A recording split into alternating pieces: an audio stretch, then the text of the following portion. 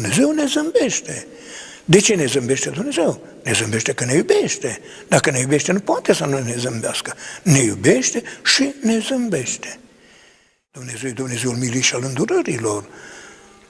De ce n-am pune accent pe chestiunea aceasta mai mult?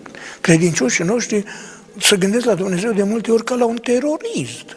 Ca și când așteaptă de la el pedeapsă, așteaptă de la el o mânie, o urgie, ceva. Ori nu e așa. Dumnezeu e Tatăl nostru. Tatăl nostru nu poate să ne urgisească. Tatăl nostru vine către noi, ne învăluie.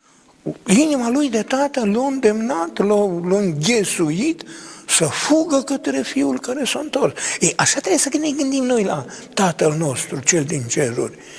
Și atunci, dacă ne gândim așa, toată viața noastră spirituală se schimbă. Viața noastră spirituală este o revărsare de gând, o revărsare de mulțumire.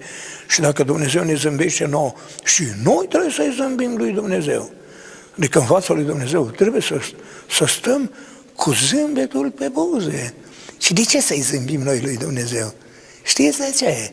Pentru că Dumnezeu ne zâmbește nouă și încă pentru ceva. Pentru că Dumnezeu ne face onoarea să ne vorbească. Ne vorbește prin Evanghelie. Dumnezeu ne vorbește prin Evanghelie ca și când am fi noi acolo unde a fost Domnul Hristos când a propovăduit. Fiecare dintre noi putem să fim un zâmbet al lui Dumnezeu către oamenii din jurul nostru. Și așa ar trebui să fim toți, niște oameni care să aducem bucurie în jurul tău, să poți să-i fericești pe toți.